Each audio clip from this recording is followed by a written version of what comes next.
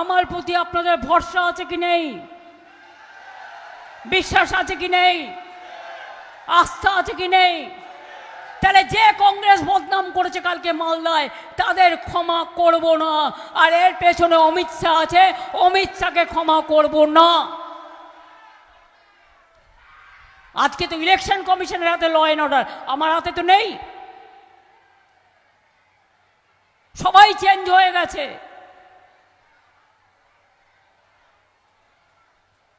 মানুষের ভোটগুলো তুলে দিন, মানুষের ভোটাধিকার ফিরিয়ে দিন।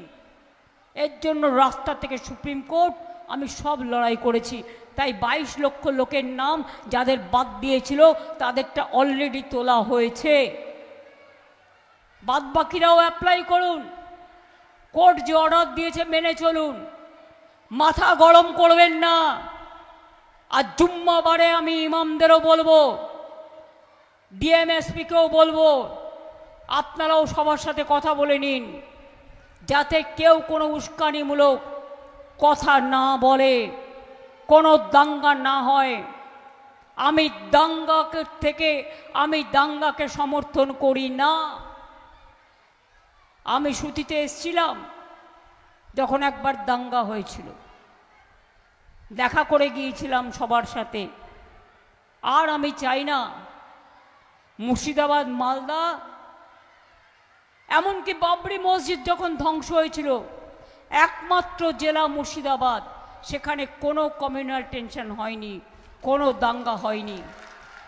তাহলে আজকে কেন বিজেপির কথায়, বিজেপির টাকায় কিছু গদ্দার নিজের অধিকার রক্ষার জন্য, নিজের ক্ষমতা দখল করার জন্য বিহারে ভোট ভাগাভাগি করে বিজেপিকে জিতিয়েছে?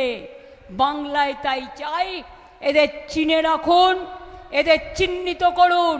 আর এরা ডাকলেই যাবেন না, নামাজ পড়বেন, নামাজ পড়ে শান্তিপূর্ণভাবে বেরিয়ে আসবেন।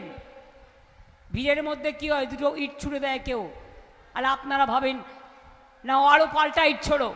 আরে ওটা তো পরিকল্পনা, ওটা তো চক্রান্ত। আপনি কেন চক্রান্তে পা দেবেন?